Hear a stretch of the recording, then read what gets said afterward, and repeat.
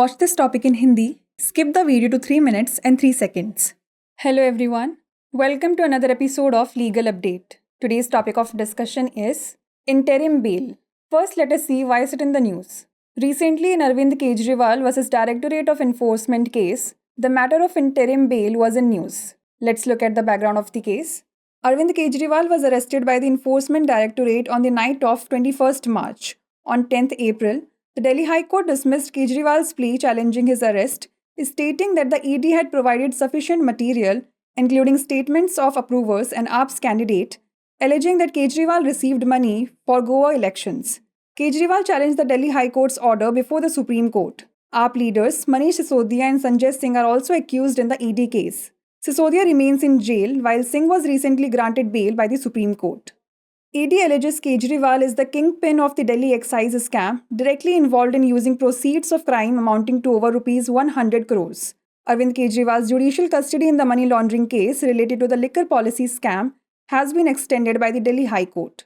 Special Judge Kaveri Baweja of Rouse Avenue Courts issued the order as his previous judicial custody in the ED case expired. Meanwhile, the Supreme Court is currently hearing the issue of granting interim bail to Arvind Kejriwal. Let's know more about the concept of bail. Bail falls under Chapter 33 of the Code of Criminal Procedure 1973, titled Provisions as to Bail and Bonds, which includes sections 436 to 450. Bail refers to the temporary release of an accused person awaiting trial. It involves the judicial release of an accused charged with an offence, with certain restrictions imposed and requiring them to stay within the court's jurisdiction. The concept of bail is recognized as a human right as per the United Nations Declaration of Human Rights of 1948. Let's now discuss different types of bail. First, regular bail, granted by the court to release a person who is under arrest from police custody after paying bail money. Application can be made under Section 437 and 439 of the CRPC. Second, interim bail. Court's order for temporary bail until the regular or anticipatory bail application is pending before the court. Provides short-term relief to the accused. Third, anticipatory bail. Applied for by a person expecting arrest for a non-bailable offence. Application can be made to the High Court or the Court of Session under Section 438 of the CRPC. Before we wrap up, here's a question for you. Interim bail is granted permanently until the final judgment of the case, until the regular or anticipatory bail application is pending before the court, or only on weekends. Send the answer to this question in the comment section. Like, share and subscribe for more such content. नमस्कार, legal update programme में आपका स्वागत है। आज हमारी चर्चा का विषय है अंतरिम जमानत। सबसे पहले जान लेते हैं ये चर्चा में क्यों है। हाल ही में अरविंद केजरीवाल बनाम प्रवर्तन निदेशालय मामले में अंतरिम जमानत का मामला सुर्खियों में रहा।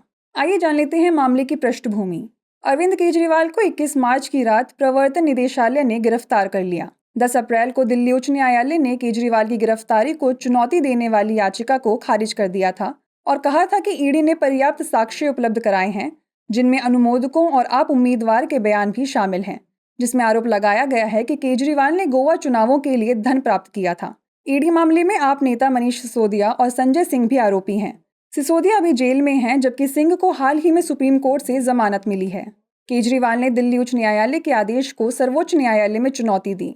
ईडी का आरोप है कि केजरीवाल दिल्ली उत्पाद शुल्क घोटाले के किंगपिन हैं, जो 100 करोड़ रुपए से अधिक की अपराध आय का उपयोग करने में सीधे तौर पर शामिल हैं। शराब नीति घोटाले से जुड़े मनी लॉन्ड्रिंग मामले में अरविंद केजरीवाल की न्यायिक हिरासत दिल्ली हाईकोर्ट ने बढ़ा दी है।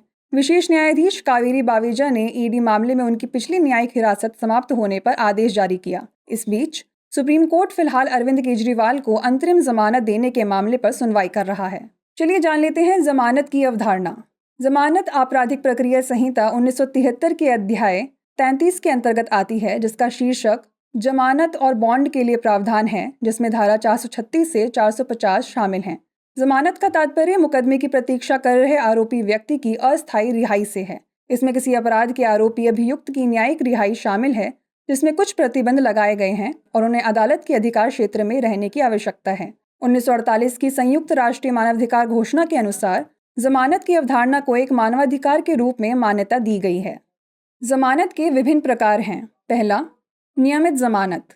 अदालत द्वारा गिरफ्तार किए गए व्यक्ति को जमानत राशि का भुगतान करने के बाद पुलिस हिरासत से रिहा करने की अनुमति दी गई। सीआरपीसी की धारा 437 और 439 के तहत आवेदन किया जा सकता है। दूसरा, अंतरिम जमानत।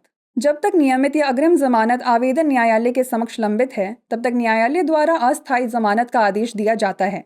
अभियुक्त को अल्पकालिक राहत प्रदान करता है। तीसरा, अग्रिम जमानत। गैर जमानती अपराध के लिए गिरफ्तारी की उम्मीद कर रहे व्यक्ति द्वारा आवेदन किया गया। सीआरपीसी की धारा 438 के तहत उच्च न्यायालय या सत्र न्यायालय में आवेदन किया जा सकता है।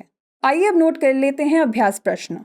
अंतरिम जमानत कब दी जाती है? स्थायी रूप से, मामले के अंतिम निर्णय तक, जब तक नियमित या अग्रिम जमानत आवेदन न्यायालय में लंबित है, या केवल सप्ताहांत पर।